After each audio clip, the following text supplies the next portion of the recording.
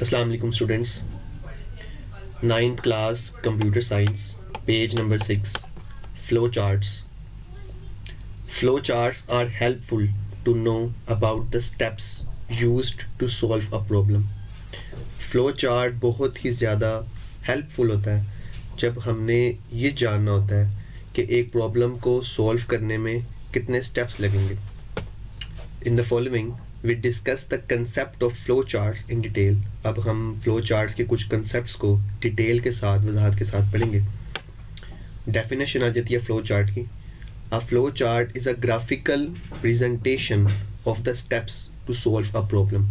ایک مسئلے کو حل کرنے کے جو گرافیکل پریزنٹیشن ہے اسے ہم فلو چارٹ کہتے ہیں. گرافیکل کی جگہ پکٹوریل بھی ورڈ آ سکتا ہے کہ یہ پکٹوریل پریزنٹیشن ہے کہ پکچرز کے ذریعے ہم اس کے اندر ایک پرابلم کے سٹیپس کو بیان کر دیتے ہیں.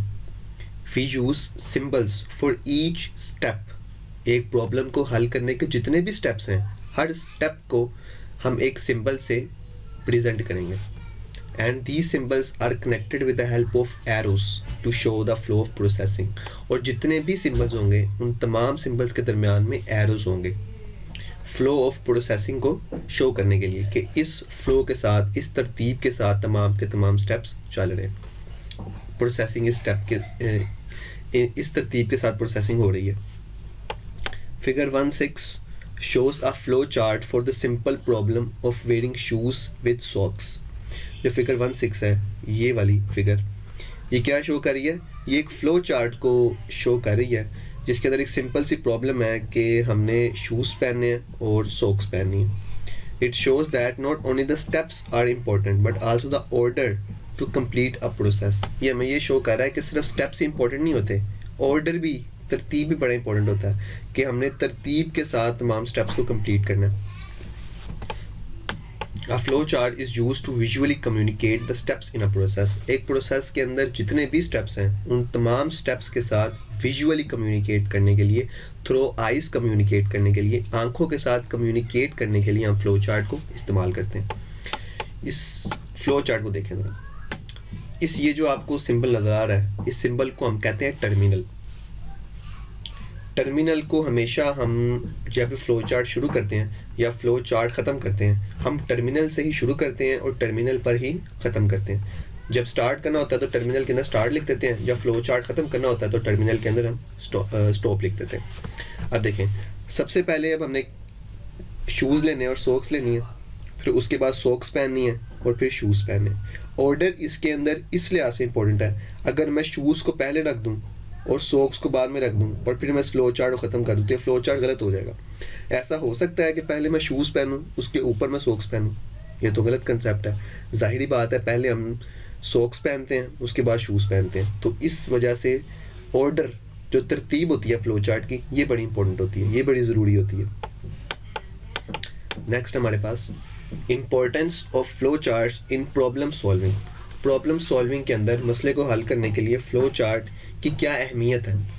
ان problem solving flow charts can be used to plan اور سولوشن. پرابلم سالونگ کے اندر فلو چارٹس کو اسی لیے استعمال کیا جاتا ہے کیونکہ ہم نے مسئلے کے حل کی پلاننگ کرنی ہوتی ہے, مسئلے کے حل کے لیے منصوبہ بندی کرنی ہوتی ہے. If a flow chart is already there, اگر ہمارے پاس فلو چارٹ پہلے سے ہی موجود ہے, we can quickly understand the way a problem is solved. ہم کوئکلی, جلدی سے, کہ کس طریقے کے ساتھ مسئلے نے حل ہونا ہے اس طریقے کو ہم سمجھ سکتے ہیں. It is more effective to visualize a solution graphically than a text. اگر جیسے ہم نے جب پڑھا تھا ڈیفائننگ اے پرابلم, اس کے اندر ہم نے پڑھا تھا کہ pictures speak louder than words. جو پکچرز ہوتی ہیں یہ ورڈس سے زیادہ اونچی بول سکتی ہیں. تو یہاں پر وہ یہی بات کر رہا ہے کہ یہ زیادہ افیکٹو ہے, یہ زیادہ امپیکٹو ہے, یہ زیادہ اثر رکھتا ہے کہ ایک مسئلے کو کے سولوشن کو ہم گرافیکلی سمجھیں بنسبت ایک ٹیکسٹ کے.